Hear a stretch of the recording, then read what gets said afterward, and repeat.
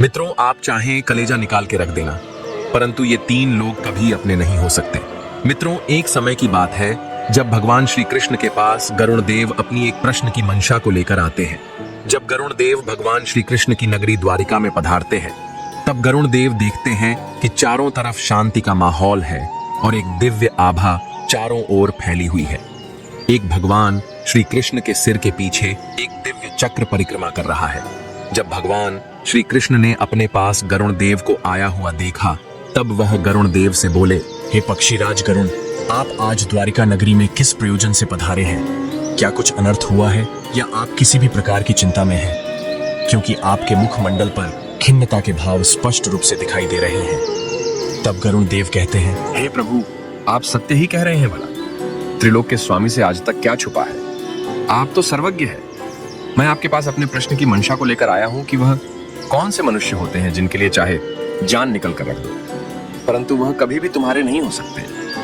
मैं इस प्रश्न को लेकर ही बहुत परेशान हूं। कृपया मुझे इस प्रश्न का उत्तर देकर मेरे मन की इस मंशा को शांत करिए। तब भगवान श्री कृष्ण कहते हैं, हे गरुण देव, आप सत्य ही कह रहे हैं। मुझे पता है कि आपके लिए यह प्रश्न अत्यंत ही आवश्यक है। संसार में कुछ ऐसे मनुष्य भी होते हैं जिनसे कभी भी मित्रता नहीं रखनी चाहिए और ना ही उससे कोई आशा रखनी चाहिए, क्योंकि यदि आप उनके लिए कलेजा निकाल के भी रख देंगे तो भी उनको वह किंचित मात्र कुछ नहीं लगेगा।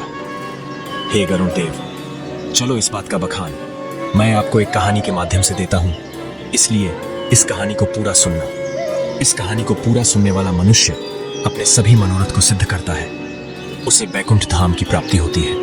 अब भगवान श्री कृष्ण कहानी को सुनाना आरंभ करते हैं और कहते हैं, हे गरुण जी, प्राचीन समय की बात है। किसी नगरी में कीर्तिभान नाम का एक राजा राज करता था। उस राजा के महल के पास एक सुंदर सा देवराज इंद्र के नंदन वन की तरह का बगीचा था। उस बगीचे में अनेकों तरह के फल फूल वाले पेड़ लगे थे, जिन पर भिन्न भिन्न प्रकार के फल लगते थे। उस राजा के बगीचे में एक विचित्र पेड़ भी था, जिस पर सोने के फल लगते थे। राजा ने उस पेड़ की सुरक्षा के लिए कई सिपाही लगा रखे थे, ताकि कोई भी उस पेड़ से फल तोड़कर चुरा कर ना ले जा सके। वहां का माली भी उसकी हर समय देखभाल करता रहता था। माली रोजाना शाम को उस पेड़ के फल गिनकर ही सोता था और सुबह होने पर फिर उन्हें पुनः गिनता था। एक दिन की बात है, जब सुबह सुबह माली ने उस पेड़ के फल गिने तो उनमें से एक फल कम निकला। तब उस माली ने तुरंत ही राजा के दरबार में जाकर राजा को इस बात की खबर दी। राजा साहब माली की बात सुनकर फौरन ही बाग में पहुंच गए। राजा को यह दृश्य देख करके बड़ा ही आश्चर्य हुआ कि हमारे बगीचे में चारों तरफ सैनिकों का पहरा होते हुए भी आखिर एक सोने का फल किसने चुरा लिया है। अब राजा अपने राजमहल गया और उस राजा ने अपने दरबार में यह घोषणा करते हुए कहा कि हमारे बगीचे से सोने का एक फल गायब है। जो कोई भी व्यक्ति हमारे सोने का फल चुराने वाले चोर को पकड़ कर लाएगा, उसे हम अपने दरबार में सबके सामने सम्मानित करेंगे। राजा की यह बात सुनकर सबसे बड़े राजकुमार ने राजा से कहा कि पिताजी, यदि ऐसी बात है तो आप चिंता मत करिए। आज रात्रि में मैं पहरा लगाऊंगा और मैं तुम्हें उस चोर को पकड़कर दिखाऊंगा जो हमारे बगीचे से फल चुरा कर ले गया है। मैं उसे पकड़ धाके आपके कदमों में डाल दूंगा। तब राजा कीर्तिभान ने अपने बड़े बेटे को रात में पहरा देने की इजाजत दे दी। उसके बाद में बड़ा राजकुमार उसी बगीचे के चारों तरफ पहरा देने लगा। लेकिन पहरा देते देते 2-3 घंटों के बाद में उस राजकुमार को नींद आ गई और नींद की वजह से राजकुमार सो गया। सुबह उठकर उस राजकुमार ने जब उस पेड़ के फल गिने तो उसमें से एक फल कम था। राजकुमार को बड़ा अचंभा हुआ। वह सोचने लगा कि मैं रात भर पहरा लगाता रहा, फिर भी कोई फल को चुरा ले गया है। उसने सुबह यह बात राजा साहब को बताई। राजा ने देखा कि हमारा बड़ा बेटा सोने के वृक्ष की रखवाली करने में नाकाम रहा। उसके रात में पहरा देने के बाद भी चोर फल चुरा कर ले गए हैं। तो अगले दिन राजा से उसके दूसरे बेटा ने इजाजत मांगी और अपने पिताजी से कहा कि हे पिताजी, भैया को अवश्य ही नींद आ गई होगी और वह सो गए होंगे, तभी यहाँ पर चोरी हुई है। आप कृपया मुझे उस वृक्ष की रखवाली करने का मौका दें। मैं भी देखता हूँ कि मेरे होते हुए भी फल को कौन चुरा कर ले जाता है। जब राजा ने अपने दूसरे पुत्र की बात सुनी, तब उसने अपने पुत्र को उस पेड़ की रखवाली करने की अनुमति दे दी। मित्रों, राजा का दूसरा बेटा भी उस सोने के फल वाले वृक्ष की रखवाली करने के लिए चला गया। आधी रात तक वह पहरा देता रहा। उसके बाद उसे भी नींद आ गई। फल की चोरी उस दिन भी हो गई। यह देख कर के राजा बड़ा ही चिंतित हुआ। बाकी दरबार के लोगों को भी यह समझ में नहीं आ रहा था कि आखिर क्या किया जाए। मित्रों, इस बात को सोच सोच करके सभी लोग हताश निराश बैठे थे। तब राजा का छोटा राजकुमार आता है और कहता है, हे पिताजी, आज रात आप मुझे भी इजाजत दे दो। मैं भी उस वृक्ष की पहरेदारी करना चाहता हूँ। मैं भी देखना चाहता हूँ कि वह चोर कौन है जो हमारी पकड़ में नहीं आ रहा है। मैं आपको विश्वास दिलाता हूँ, यदि आज रात्रि में मैंने पहरा दिया तो उस चोर को पकड़ के आपके हवाले कर दूंगा। मित्रों, एक बात आपको बता दूं, राजा कीर्तिभान अपने छोटे पुत्र से अधिकतर नाराज ही रहता था। उसकी नाराजगी का कारण था कि वह अपने बेटे को सबसे बड़ा बुद्धू मानता था। राजा ने अपने सबसे छोटे बेटे से कहा, जब तुम्हारे दो भाई असफल हो गए तो तुम क्या कर सकते हो? इसलिए बेटा, तुम जाओ, अपना काम करो। यह काम तुम्हारे बस का नहीं है। किंतु राजा का छोटा राजकुमार नहीं माना। उसने कहा, पिताजी, एक बार मुझे अवसर देकर तो देखो। राजकुमार के बार बार निवेदन करने पर अंत में राजा ने उसे पहरा देने की इजाजत दे दी। अब तो मित्रों, छोटा राजकुमार उस वृक्ष की रखवाली करने के लिए बगीचे में पहुंच गया और रात में जागकर उसकी पहरेदारी करने लगा। उस राजकुमार ने तय किया, चाहे कुछ भी हो जाए, मैं किसी भी परिस्थिति में सोऊंगा नहीं और आज रात्रि में उस चोर को अवश्य ही पकड़ लूंगा। मित्रों, अपनी नींद को जीतकर राजकुमार उस वृक्ष पर दृष्टि बनाए हुए था। आधी रात के बाद उसने देखा कि एक सोने का तोता उड़ता हुआ आया और उस वृक्ष पर बैठ गया। उसके देखते ही देखते सोने का वह तोता एक फल अपनी चोंच में कसकर पकड़कर वहां से जाने लगा। राजकुमार तो पहले से ही सावधान था। उसने धनुष पर बाण चढ़ाया और उस तोते पर निशाना साधा। वो तो समझ रहा था कि कोई मनुष्य होगा, लेकिन यह तोता था। राजकुमार ने अपना धनुष्य तीर छोड़ दिया। मित्रों, वह तोता बड़ा ही चालाक था। वह तीर के वार से बच गया और पंख फड़फड़ा हुआ वहां से उड़ गया। तीर लगने से उस सुनहरे तोते का एक पंख टूटकर नीचे गिर पड़ा। राजकुमार ने वह पंख उठाकर अपनी जेब में रख लिया और सवेरा होते ही पूरी बात राजा साहब को बताई और वो सोने का पंख भी राजा साहब को दे दिया। सोने के पंख को देखकर राजा बड़ा चकित हुआ। वो उस पंख को देखकर उस पर मोहित हो गया। वो पंख को हाथ में लेकर देखता रहा और अपने पुत्र से कहने लगा, पुत्र, जब यह पंख इतना सुंदर है तो वह पूरा पक्षी कितना सुंदर होगा।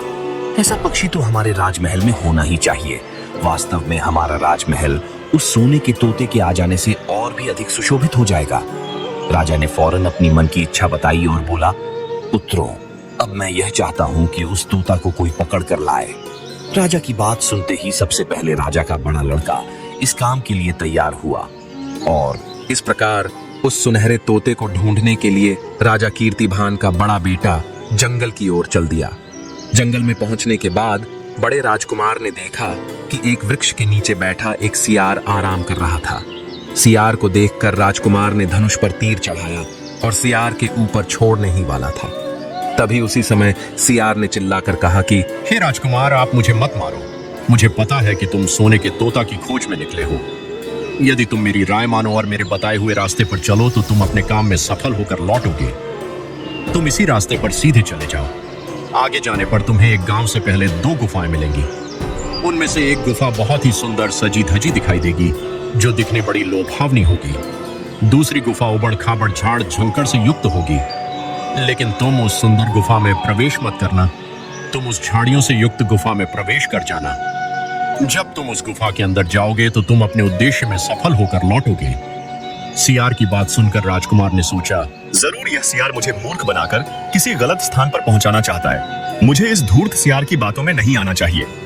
अब तो राजकुमार ने उस सियार को डांटते हुए कहा, अरे धूर्त सियार, तू मुझे बेवकूफ बना रहा है। मैं तेरी बातों में नहीं आऊंगा। मुझे तेरी मदद और सलाह की कोई जरूरत नहीं, भाग जा यहां से।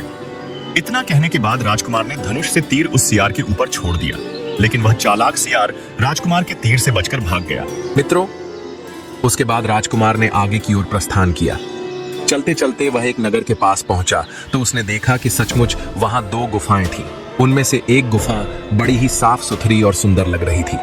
गुफा के अंदर से लोगों के नाचने गाने की आवाजें आ रही थीं। उस सुंदर गुफा को देखकर राजकुमार के मन में भी उसके अंदर जाने की इच्छा हुई। राजकुमार जाते ही जाते उस सुंदर सी गुफा में जाकर ठहर गया। गुफा में पहुंचने के बाद वह भी उस नाच गान में शामिल हो गया। वो यह भूल गया कि वो एक सोने के तोता की तलाश में निकला था। इस प्रकार उसे कई दिन बीत गए।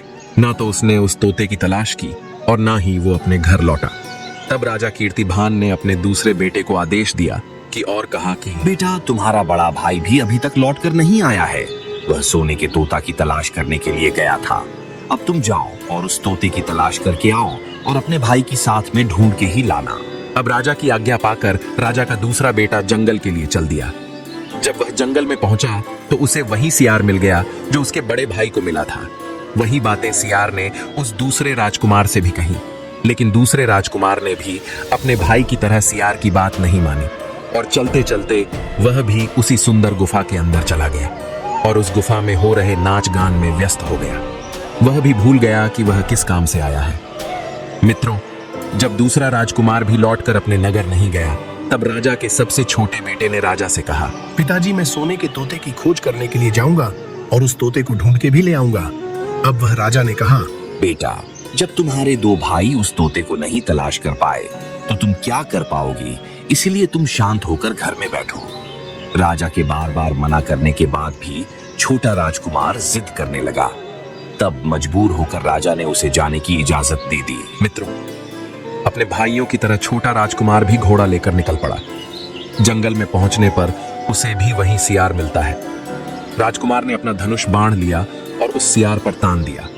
सियार ने कहा, हे राजकुमार, तुम मुझे मत मारो, मैं तुम्हारे बहुत काम आऊंगा। यदि तुम मेरी बात मानोगे तो तुम अपने उद्देश्य में सफल होकर लौटोगे। मित्रों, उस राजकुमार ने सियार की बातों को बड़े ध्यान से सुना और कहा, ठीक है, आप जैसा बताओगे मैं वैसा करूंगा और मैं तुम्हें अब नहीं मारूंगा। तब खुश होकर के सियार कहता है, हे राजकुमार, तुम मुझे बहुत अच्छे इंसान मालूम पड़ते हो, क्योंकि तुमने मेरी बातों का मजाक नहीं उड़ाया और मुझ पर तीर भी नहीं चलाया। मैं तुमसे इसी बात से प्रसन्न हूँ। मुझसे जितनी हो सकेगी मैं तुम्हारी मदद करूंगा। चलो, मैं तुम्हें उस गुफा तक पहुंचा देता हूँ। आओ और मेरी पीठ पर बैठ जाओ। इस प्रकार से वह सियार अपने आकार को और बड़ा कर लेता है और वह राजकुमार उसके ऊपर सवार हो जाता है। राजकुमार के बैठते ही वो सियार एकदम से हवा में उड़ने लगा और थोड़ी ही देर में उस जंगल और पहाड़ों को पार करता हुआ उसी नगरी में जा पहुंचा। वहां उसे दो गुफा दिखाई दी। तब राजकुमार ने उस सियार की बात मानकर उस पुरानी गुफा में ही डेरा डाल दिया और वहीं अपने रहने का स्थान बना लिया। वहीं थोड़ी दूर पर बहुत सुंदर सी दिखने वाली भी गुफा थी, पर छोटा राजकुमार उसके लोभ में नहीं आया। वो उस गुफा में नहीं गया। रात भर विश्राम करने के बाद सवेरा होने पर राजकुमार आगे को चल देता है। वहां से कुछ दूरी तय करने पर उसे वही सियार फिर मिल जाता है। तो उसने राजकुमार से कहा, हे राजकुमार, अब मैं तुम्हें बताता हूँ कि अब यहाँ से आगे तुम्हें क्या करना है। तुम यहाँ से सीधे चलते रहो। आगे चलने पर तुम्हें बहुत ही सुंदर महल मिलेगा, जिस महल की हर समय सिपाही लोग पहरेदारी करते हैं। तुम उन सिपाहियों से मत डरना और सीधे उस महल के अंदर चले जाना, क्योंकि वह सिपाही इस समय सो रहे होंगे। तुम निश्चिंत होकर के उस महल के अंदर चले जाना और उस महल के कमरों को पार करते हुए उस जगह पर पहुंच जाना जहां पर लोहे के एक मामूली से पिंजड़े में सोने का तोता बंद है। तुम उस तोते को पिंजरे सहित उठाकर महल के बाहर ले आना। लेकिन तुम एक बात ध्यान रखना, उस सोने के तोते के पास में एक बहुत सुंदर सा हीरे जवाहरा से जड़ा हुआ पिंजड़ा भी रखा होगा। तुम भूल कर भी उस तोते को उस पिंजड़े में मत रखना। यदि तुम उस लोहे के पिंजड़े में से तोते को निकालकर उस हीरे जवाहरा से जड़े हुए पिंजड़े में रखने की कोशिश करोगे तो तुम बहुत बड़ी मुसीबत में फंस जाओगे। मित्रों, इतना कहने के बाद फिर से उस सियार ने राजकुमार को अपनी पीठ पर बिठाया और थोड़ी ही देर में राजकुमार को उस महल के पास में पहुंचा दिया। राजकुमार ने उस महल के पास में जाकर देखा तो वास्तव में उस महल के पहरेदार जो सिपाही थे वह गहरी नींद में सो रहे थे। वह बिना डरे ही सीधे महल में घुस गया और थोड़ी देर बाद उसी जगह पर जा पहुंचा जहां पर सोने का तोता पिंजड़े में बंद था और उस तोते के पिंजड़े के पास में 3 सोने के फल भी पड़े थे। राजकुमार उन्हें देखते ही पहचान गया कि यह फल मेरे ही बगीचे से चुराए हुए हैं। राजकुमार को सोने का तोता बहुत ही सुंदर लगा। वह बड़े गौर से उसे देख रहा था। सोने का तोता लेकर राजकुमार वहां से जाने ही वाला था, तभी उसकी नजर पास में रखे हुए सुंदर से पिंजड़े पर पड़ जाती है। वह पिंजड़ा हीरे जवाहरातों से जड़ा हुआ था। वह पिंजड़ा देखने में बहुत सुंदर था। उसमें एक से एक कीमती हीरे जड़े हुए थे। राजकुमार को तोता रखने के लिए वही पिंजरा अच्छा लगा। वो पिंजरे की चमक धमक में वह राजकुमार सियार की बात भूल गया। उसने तुरंत लोहे के पिंजड़े से तोते को निकालकर उस हीरे जवाहरात से जड़े हुए पिंजड़े में बंद कर दिया। मित्रों, उसने नए पिंजड़े में आने के बाद में जोर जोर से शोर मचाना शुरू कर दिया। वो राजकुमार उस पिंजड़े को उठाकर उस जगह से थोड़ी दूर भी नहीं चल पाया था। तभी उसी समय पर बहुत सारे सिपाही उस राजकुमार के पास आ पहुंचे और सिपाहियों ने उस राजकुमार को बंदी बना लिया। अब राजकुमार को अपनी भूल पर पश्चाताप होने लगा। उसे याद आने लगा कि सियार ने मुझसे क्या कहा था और मैंने क्या कर दिया। अब क्या हो सकता है? अब तो मैं सिपाहियों के द्वारा बंदी हूं। तब सिपाही उस राजकुमार को खींचते हुए राजा के दरबार में लेकर गए। राजा के पूछने पर राजकुमार ने पूरी बात बता दी। राजा कहने लगा, हे राजकुमार, तुम आज मेरे महल में चोरी करने के लिए आए थे। इस अपराध से मैं तुम्हें क्षमा नहीं कर सकता। तुमने अपराध किया है, इस अपराध की वजह से मैं तुम्हें फांसी की सजा देता हूँ। लेकिन मैं तुम्हें एक अवसर देता हूँ। हे राजकुमार, यदि तुमने मेरा एक काम कर दिया तो मैं तुम्हें छोड़ दूंगा। यदि तुम मेरे लिए सोने का एक मृग लाकर दे दोगे तो मैं तुम्हें बाइज्जत भरी कर दूंगा और इसके बदले में मैं तुम्हें ये सोने का तूता भी दे दूंगा। अब राजकुमार को अपनी जान बचाने के लिए राजा की वह शर्त माननी पड़ी। अब वो राजकुमार सोने के मृग की तलाश में निकल गया। उस महल से बाहर जाने के बाद में राजकुमार ने देखा कि वह सियार उसका इंतजार कर रहा है। अब उस राजकुमार ने जाकर उस सियार को सभी बातें समझाई। उसी समय पर सियार ने बड़े निराश होकर के कहा, हे भाई, अब मैं तुम्हारी कोई मदद नहीं कर सकता। तुमने मेरे बताए अनुसार कोई काम नहीं किया है, जैसा मैंने पहले तुम्हें समझाया था। यदि तुम उसी प्रकार से काम करते तो आज तुम इतनी बड़ी मुसीबत में नहीं फंसते। राजकुमार बोला, भाई, मुझसे बहुत बड़ी गलती हो गई, मुझे माफ कर दो और एक बार मेरी मदद और कर दो।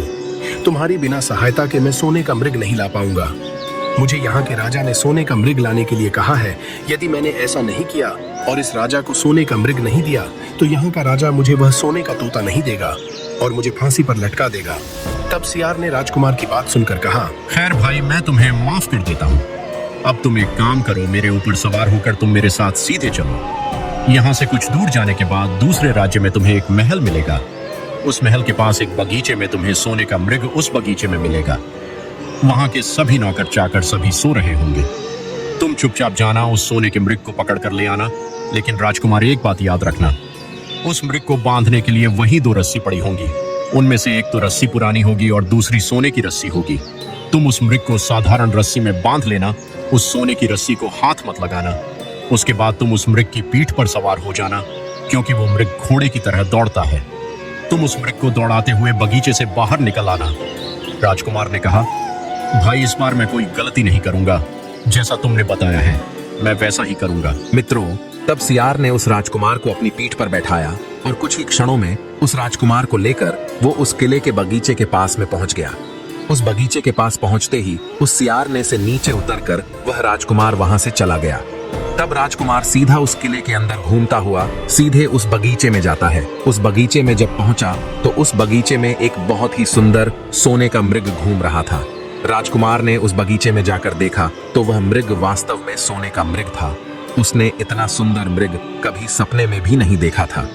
राजकुमार ने आगे बढ़कर उस मृग को पकड़ लिया। जब वह राजकुमार सोने के मृग को लेकर उस बगीचे से बाहर निकलने ही वाला था, तभी उसकी नजर एक कोने में पड़ी हुई सोने की रस्सी पर गई। वो रस्सी दिखने में बहुत सुंदर लग रही थी और उसमें हीरे मोती चमचमा रहे थे। उसके पास में एक और पुरानी सी साधारण रस्सी पड़ी हुई थी। तब उस राजकुमार ने सोचा, इतने सुंदर मृग पर पुरानी साधारण सी रस्सी बांधना अच्छा नहीं लगेगा। राजकुमार सोने की रस्सी के लोभ में पड़ गया। उसने वह साधारण रस्सी को छोड़कर सोने की रस्सी उठा ली और उसके गले में बांधने लगा। मित्रों, अब भगवान श्री कृष्ण कहते हैं, हे गरुण देव। तभी वह मृग उसी समय जोर जोर से चिल्लाने लगा। मृग की आवाज सुनकर महल के जो नौकर चाकर थे वे सब जाग गए। थोड़ी देर में उन सैनिकों ने उस राजकुमार को बंदी बना लिया। अब सभी सिपाहियों ने उस राजकुमार के हाथ बांधकर अपने राजा के सम्मुख पेश कर दिया। तब राजा ने सारी कहानी सुनकर कहा, हे युवक, तुमने मेरे सोने के मृग को चुराने की कोशिश की है, इसीलिए मैं तुम्हें फांसी की सजा का हुक्म देता हूँ। लेकिन इससे पहले यदि तुम मेरा एक काम कर देते हो तो मैं तुमको छोड़ सकता हूँ। यहाँ से कुछ दूर पर एक हीरे जवाहरात से बना हुआ एक महल है और महल में एक बहुत ही सुंदर राजकुमारी रहती है। राजकुमार, यदि तुम मेरे लिए उस राजकुमारी को लाकर दे दो तो मैं तुम्हारे जीवन दान दे सकता हूँ और तुम्हें उसके बदले में सोने का यह मृग भी दे दूंगा। अब वो राजकुमार फिर से एक नई मुसीबत में फंस गया। राजकुमार को मजबूर होकर उस राजा की शर्त माननी पड़ी। अब राजकुमार वहां से हीरे जवाहरात से जड़े हुए उस महल की खोज में निकल पड़ता है। वहां से कुछ दूर निकलने पर उसे फिर वही सियार मिल जाता है। सियार कहने लगा, हे भाई, तुमने इस बार फिर से मेरी बातों को नहीं माना। यदि तुमने मेरी बातें मानी होती तो आज ये नई मुसीबत तुम्हारे आगे खड़ी नहीं होती। हे राजकुमार, अब मुझे तुम पर बहुत गुस्सा आ रहा है, फिर भी मैं तुम्हारी मदद जरूर करूंगा। मैं तुम्हें उस हीरे जवाहरात से जड़े हुए महल के पास जरूर पहुंचाऊंगा। तुम उस महल के बाहर छुपे रहना। जब उस महल से निकलकर राजकुमारी एक सरोवर में नहाने के लिए आए तो तुम उसी समय पर आगे बढ़ करके उस राजकुमारी का हाथ पकड़ लेना। जैसे ही तुम राजकुमारी चंद्रकला का हाथ पकड़ोगे तो उसी समय राजकुमारी तुम्हारे साथ आने को तैयार हो जाएगी। लेकिन राजकुमार, तुम मेरी एक बात, तुम मेरी गांठ बांध कर रखना। तुम उस राजकुमारी को वहां से अपने साथ लेकर चले आना। वो चाहे कितना ही कहे पर उसे महल में वापस मत जाने देना। सियार कहने लगा, हे राजकुमार, वो राजकुमारी मीठी मीठी बातों में तुमको फंसाने का प्रयास तो बहुत करेगी और तुमसे कहेगी कि मैं अभी तुरंत ही अपने माता पिता से मिलकर आती हूँ। लेकिन तुम उस राजकुमारी की इन मीठी बातों में मत फंसना। अगर तुमने उसे जाने दिया तो फिर तुम नई मुसीबत में पड़ जाओगे। इतना कहने के बाद सियार ने राजकुमार को अपनी पीठ पर बैठा लिया और हवा में उड़ता हुआ उसी महल की ओर चलने लगा। महल के पास पहुंचते ही वह राजकुमार एक वृक्ष की आड़ लेकर खड़ा हो गया। मित्रों, इधर राजकुमारी सरोवर में स्नान करने के लिए महल से बाहर आई तो उसी समय पर राजकुमार ने बड़ी हिम्मत बांधकर आगे बढ़कर राजकुमारी का हाथ कसकर पकड़ लिया। राजकुमार के छूते ही राजकुमारी उसके साथ चलने को तैयार हो गई। अब वह राजकुमारी कहने लगी, हे राजकुमार, तुम मुझे जहाँ भी ले जाना चाहते हो मैं वहाँ तुम्हारे साथ चलने को तैयार हूँ। लेकिन इससे पहले मुझे थोड़ी देर के लिए अपने माता पिता से मिलकर आने दो। मैं उनसे मिलकर अवश्य ही लौट आऊंगी। अब राजकुमार को सियार की बात अच्छी तरह से याद थी। वह सोचने लगा कि अब मैं कोई गलती नहीं करूंगा। उस राजकुमार ने कहा, नहीं राजकुमारी, ऐसा नहीं हो सकता। तुम्हें अभी तुरंत ही मेरे साथ चलना पड़ेगा। राजकुमार की बात सुनकर राजकुमारी रोने लगी। राजकुमारी को रोता हुआ देखकर राजकुमार को उस पर दया आने लगी। एक स्त्री के आंसुओं ने उसे पिघला दिया। इस प्रकार से उस राजकुमारी को रोता हुआ देखकर राजकुमार का मन पिघल गया। अंत में राजकुमार राजी हो गया और कहने लगा कि हे राजकुमारी, तुम रो नहीं। थोड़ी देर के लिए तुम अपने माता पिता के पास जाओ और उनसे मिलकर शीघ्र मेरे पास लौट आना। मित्रों, जैसे ही राजकुमारी ने अपने महल में पैर रखा तो उसी समय उस महल के पहरेदार जाग गए और उन्होंने तुरंत राजकुमार को बंदी बना लिया। अब राजकुमार को अपनी करनी पर बहुत ही पश्चाताप होने लगा। लेकिन अब क्या हो सकता था? सियार ने तो उसे बहुत आगाह किया था पर वो बार बार गलती करता जा रहा था। इधर सिपाहियों ने उसे अपने राजा के पास ले जाकर पेश कर दिया। राजा इस बात से बहुत ज्यादा नाराज था। राजा ने तुरंत अपने सिपाहियों को आदेश दिया कि इस नौजवान को तुरंत फांसी पर चढ़ा दो। मित्रों, राजा का ऐसा आदेश सुनकर राजकुमार रोने लगा। वह राजकुमार गिड़गिड़ाने लगा। इस पर राजा ने थोड़ा विचार करके कहा, हे नौजवान, मैं अपने द्वारा दिया गया आदेश वापस नहीं ले सकता, लेकिन इससे पहले तुम मेरा एक प्रिय काम कर दो तो मैं तुम्हारी जान बख्श सकता हूँ। हमारे महल के ठीक सामने एक बड़ा सा पहाड़ दिख रहा है। इस पहाड़ के कारण हमारे किले की सुंदरता फीकी पड़ गई है। यदि तुम 8 दिन के भीतर इस पहाड़ को तोड़कर समतल कर दो तो हम तुम्हें क्षमा कर देंगे और अपनी राजकुमारी चंद्रकला का विवाह भी तुम्हारे साथ कर देंगे। मित्रों, तब राजा की बात सुनते ही वो राजा का बेटा उस महल से बाहर निकलने के बाद उस पहाड़ को देखने लगा।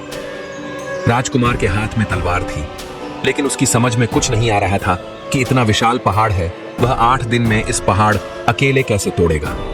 तब राजा का बेटा सोच सोच कर बड़ा परेशान था, परंतु उधर उसके प्राण भी संकट में थे, इसलिए वह अपनी तलवार से ही धीरे धीरे करके उस पहाड़ को तोड़ने लगा।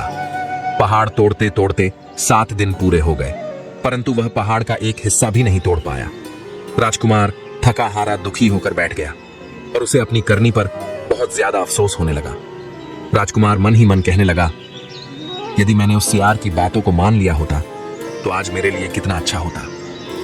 उस सियार ने मुझे हर बार अच्छी से अच्छी सलाह दी और मैं हर बार उसके विपरीत चलता रहा।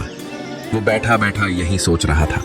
फिर अचानक से उसे अपने पैरों के पास में सियार की पूंछ हिलती हुई दिखाई दी। राजकुमार ने जब नजर उठाकर देखा, सचमुच वही सियार उसके सामने खड़ा था। सियार ने मुस्कुराते हुए बोला, कहिए राजकुमार, क्या हाल है? इस बार तुम्हारी मदद करने के लिए मेरी जरा भी इच्छा नहीं हो रही, लेकिन मैं तुमको 7 दिनों से इस पहाड़ को तोड़ते हुए देख रहा हूँ, इसलिए मुझे तुम पर तरस आ रहा है। मैं तुम्हारी मदद करने के लिए चला आया। जाओ, तुम जाकर के आराम करो, क्योंकि तुम पहाड़ तोड़ते तोड़ते थक चुके हो। तुम सो जाओ, तुम्हारा यह काम मैं कुछ ही घंटों में निपटा दूंगा। राजकुमार सियार की बात मानकर चुपचाप वहां से उठकर विश्राम करने के लिए चला गया। थोड़ी ही देर में राजकुमार को नींद आ गई। सुबह होते ही जब राजकुमार सोकर उठा तो उसे अपनी आंखों पर भरोसा नहीं हुआ। उसने देखा कि वहां कहीं उस पहाड़ का तो नामो निशान ही नहीं था। वहां महल का सुंदर दृश्य दिखाई दे रहा था। मित्रों, यह देखकर राजकुमार बड़ा प्रसन्न हुआ। वह सीधा वहां से राजा के दरबार में पहुंचा। तब राजा उसके काम से बहुत प्रसन्न हुआ। राजा ने तुरंत ही अपने वादे के अनुसार अपनी बेटी का विवाह उस राजकुमार के साथ कर दिया। जब राजकुमार उस सुंदर राजकुमारी चंद्रकला के साथ में कुछ दूर तक चला तो उसे रास्ते में फिर से वही सियार मिल गया। वह कहने लगा, बधाई राजकुमार। राजकुमारी चंद्रकला के साथ तुम्हें देखकर मुझे बहुत प्रसन्नता हो रही है, लेकिन अब तुम्हें सोने का मृग और सोने का तोता भी प्राप्त करना होगा, क्योंकि वह दोनों चीजें तुम्हारे ही मतलब की हैं। उन्हें प्राप्त करना अब तुम्हारे लिए कोई कठिन काम भी नहीं रहा है। तब राजकुमार सियार से कहने लगा, भाई, अब मुझे सोने का मृग और सोने का तोता कैसे मिल सकता है? क्योंकि अगर मैं सोने का मृग लूंगा तो बदले में राजकुमारी देनी पड़ेगी। सोने का तोता लूंगा तो सोने का मृग देना पड़ेगा। मैं तो राजकुमारी चंद्रकला को उस राजा के लिए ले जा रहा हूँ। तब सियार ने कहा, नहीं, तुम ऐसा काम भूलकर मत करना। राजकुमारी का तुम्हारे साथ विवाह हुआ है और अब ये तुम्हारी धर्म पत्नी है।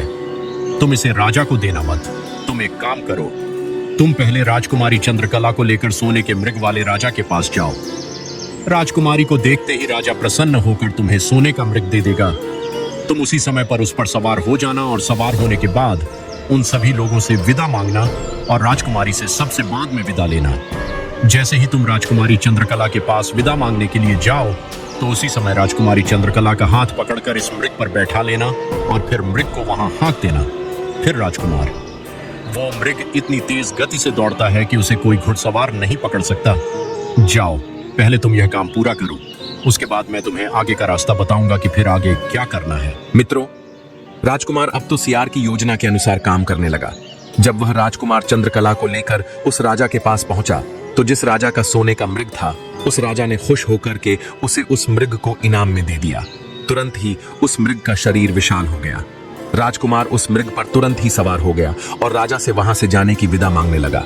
अंत में वह राजकुमार राजकुमारी को उठाकर उस मृग पर बैठा लेता है और तेज गति से दौड़ाता हुआ उस महल से बहुत दूर निकल गया। वो राजा अपना सा मुंह ताकता रह गया। इधर रास्ते में एक वृक्ष के नीचे वही सियार उसका इंतजार कर रहा था। राजकुमार को देखकर वह सियार कहने लगा, बहुत अच्छा राजकुमार, अब तुम यहाँ से जाने के बाद उस सोने के तोता को भी प्राप्त करो। तुम यह मृग लेकर सोने के तोता वाले राजा के पास जाओ। वो राजा इस मृग को देखकर बहुत प्रसन्न हो जाएगा और लोग प्रसन्नता में अक्सर गलतियां करते हैं। कहते हैं भय और खुशी के मौके पर लोग अच्छे बुरे का विचार त्याग देते हैं, उस समय सोच समझ कर काम नहीं करते। तुम उस राजा के हाथ से पिंजरा ले लेना और जब वह सोने का मृग आपसे मांगे तो मृग की पीठ पर बैठकर वहां से छू मंतर हो जाना और ऐसे में कोई भी व्यक्ति तुम्हें पकड़ नहीं पाएगा। मित्रों, इस बार भी राजकुमार ने ठीक वैसा ही किया जैसा कि सियार ने बताया था। राजा का बेटा अपनी पत्नी के साथ जब उस राजा के पास पहुंचा तो उसने राजा से सोने का तोता मांगा। राजा ने उस तोते का पिंजड़ा राजकुमार के हाथ में पकड़ा दिया। वह तो यह समझ रहा था कि राजकुमार यह सोने का मृग मुझे देगा, परंतु राजकुमार ने उस मृग तो नहीं दिया, उल्टा उस मृग को दौड़ा दिया। वो मृग हवा में उड़ने लगा। बेचारा राजा देखता ही रह गया। मित्रों, इस प्रकार आगे जाने पर राजकुमार को वहीं सियार फिर मिल गया। तब राजकुमार ने उस सियार से कहा, हे भाई, तुमने मेरी इतने लंबे सफर में बहुत मदद की है। तुम्हारी वजह से मुझे यह राजकुमारी सोने का मृग और सोने का तोता मिल पाया है। तुम्हारे मुझ पर बहुत एहसान है। मैं अपने एहसानों को उतारना चाहता हूँ। बताओ इसके बदले में मैं तुम्हें क्या दूं? तब सियार बोला, राजकुमार, अगर तुम मुझे कुछ देना ही चाहते हो तो एक तीर चलाकर तुम मेरे प्राण ले लो, मुझे मार डालो।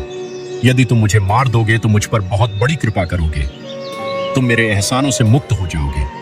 मित्रों, उस सियार के मुख से ऐसी बात सुनकर राजकुमार को बड़ा आश्चर्य हुआ। वह कहने लगा, भाई, आखिर तुम यह क्या कह रहे हो?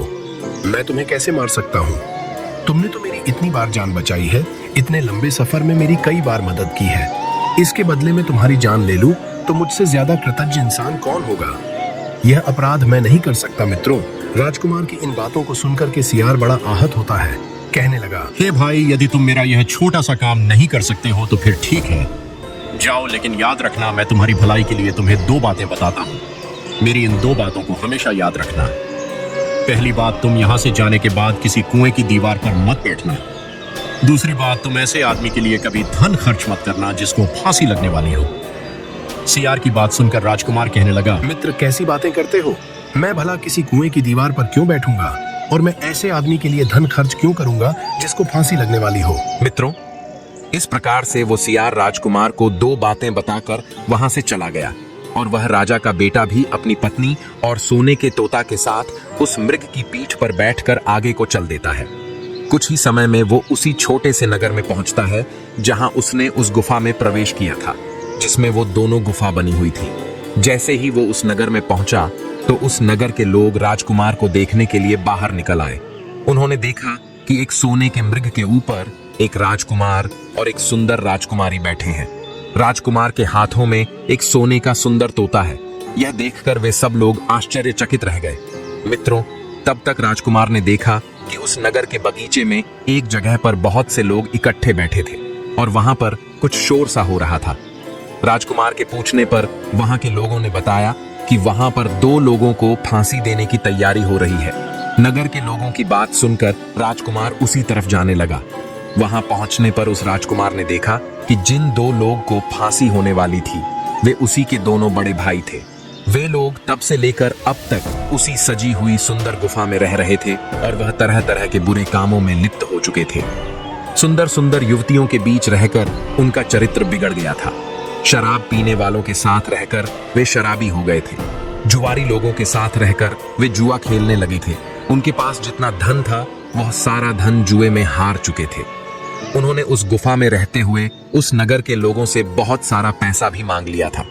इन्हीं सब बातों से परेशान होकर अब नगर के लोग उन दोनों राजकुमारों के लिए फांसी लगाने के लिए जा रहे थे। आखिर वह राजकुमार भला यह सब देखकर कैसे होने देता। उसने तुरंत जाकर के नगर के लोगों से कहा, हे भाइयों, आप मुझसे यह पैसे ले लो और इन लोगों को छोड़ दो। उस छोटे राजकुमार के बार बार निवेदन करने पर नगर के लोग उन्हें छोड़ने के लिए राजी हो गए। मित्रों, अब तो छोटा राजकुमार अपने दोनों भाइयों से मिलकर बहुत प्रसन्न हुआ और वे तीनों और उस छोटे भाई की पत्नी वहां से आगे के लिए चल दिए। वहां से कुछ दूर चलने पर जंगल में उन्हें एक कुआं दिखाई दिया। कुएं को देखकर बड़े राजकुमार ने कहा, चलो भाइयों, हम लोग बहुत दूर से चलकर आए हैं। इस कुएं के पास बैठकर थोड़ी देर आराम करते हैं। यहाँ पर कुछ जलपान करने के बाद हम लोग आगे के लिए प्रस्थान करेंगे। मित्रों, बड़े भाई की बात सुनकर के छोटा राजकुमार राजी हो गया। अब तक तो वो राजकुमार यह भूल चुका था कि उसने सियार से विदा लेते समय उसने क्या कहा था। मित्रों, छोटा राजकुमार मृग से उतरकर कुएं की दीवार पर बैठ गया और वहां बैठकर आराम करने लगा। तब उसके दोनों भाइयों ने मौका देखकर उसे कुएं में धकेल दिया। उसके बाद में उन दोनों राजकुमारों ने राजकुमारी को उसी सोने के मृग पर बैठाया और वहां से सोने का पिंजड़ा लेकर उड़कर चल दिए। अपने भाई को कुएं में धकेलकर वे दोनों अपने नगर लौट आए। घर लौटते समय उन्होंने राजा से आकर के कहा कि पिताजी, हम सोने के तोता को पकड़ कर ले आए हैं। इसी तोता ने हमारे बगीचे में से सोने के फल चुराए थे। इसके साथ साथ पिताजी, हम इस सोने के मृग को भी लेकर आए हैं और इस सुंदर राजकुमारी को भी। मित्रों, यह सुनकर राजा बड़ा प्रसन्न हुआ और नगर के लोगों ने भी इस बात की खुशी मनाई। ले इस बात को सुनकर राजकुमारी खुश नहीं थी। वो राजकुमारी बराबर रोती रही। उसने तो धीरे धीरे करके खाना पीना भी छोड़ दिया। यहां तक कि उस मृग ने भी खाना पीना छोड़ दिया। वह सोने का तोता भी उदास रहने लगा। तब राजा ने बहुत कोशिश की, लेकिन राजा के बार बार कोशिश करने पर भी ना तो वह राजकुमारी खुश हुई और ना ही सोने का मृग। उसने भी कुछ नहीं खाया पिया, तोते ने भी कुछ नहीं खाया। उधर छोटा राजकुमार तो उस कुएं में पड़ा था। उसके जो 2 सगे भाई थे वे उसे कुएं में धकेल आए थे, लेकिन भगवान की कृपा से वह मरा नहीं था, क्योंकि उस कुएं में डूबने लायक पानी नहीं था। वह बेचारा कुएं में पड़ा पड़ा अपने भाग्य को कोस रहा था। तब उसे उसी सियार की बात याद आई और वह सियार की बात याद करके बहुत पछताने लगा। कहने लगा, यदि मैंने उस सियार की बात आज मानी होती तो मुझ पर इतनी बड़ी मुसीबत नहीं आती। मित्रों, उधर राजकुमार ने जैसे ही उस सियार को याद किया तो वो सियार उसी प्रकट हो गया। सियार कहने लगा, भाई, मैंने तुम्हें बार बार समझाया था, मगर तुम मेरी बातों को भूल जाते हो। मैंने तुमसे कहा था कि किसी कुएं की दीवार पर मत बैठना और ऐसे लोगों की मदद मत करना जिनको फांसी हो रही हो। कहते हैं अच्छी तरह से गर्म किया हुआ पानी फिर से ठंडा हो जाता है। उसी तरह दुष्ट लोग चाहे कितना ही अच्छा बनने का ढोंग करें, पर समय आने पर अपनी नीचता दिखा ही देते हैं। बुद्धिमान लोगों का मानना है कि दुष्ट के साथ दुष्टता से ही पेश आना चाहिए। नियम की जड़ में दूध डालने से उसमें मिठास नहीं आती। मेरी बातों को खैर तुमने नहीं माना। मैं आखिरी बार तुम्हारी मदद करता हूँ। लो राजकुमार, मैं तुम्हारे लिए छोटी सी रस्सी डालता हूँ। तुम इस रस्सी को पकड़कर कुएं से बाहर निकल आओ। इतना कहकर उस सियार ने एक छोटी सी रस्सी उस कुएं में लटका दी और देखते ही देखते वो रस्सी का आकार बहुत लंबा हो गया। कुएं में गिरे हुए उस राजकुमार के पास तक वह रस्सी जा पहुंची। तब राजकुमार उस रस्सी को पकड़कर बाहर निकल आया। तब सियार ने उससे कहा, हे राजकुमार, जाओ, अब तुम अपने घर जाओ। लेकिन राजकुमार, तुम होशियार रहना। तुम्हारे भाई तुम्हारी जान के दुश्मन हैं। वे लोग जरूर तुम्हें कहीं ना कहीं ढूंढ रहे होंगे। मित्रों, सियार की इतनी बात को सुनने के बाद वह राजकुमार अपने राज्य महल को लौट जाता है और अपनी नगरी में पहुंचने के बाद उसे एक भिखारी मिलता है। तब उस भिखारी के लिए राजकुमार ने अपने वस्त्र दान में दे दिए और उसके फटे पुराने कपड़े लेकर पहन लिए। राजकुमार बेस बदलकर अपने राजमहल में पहुंचा।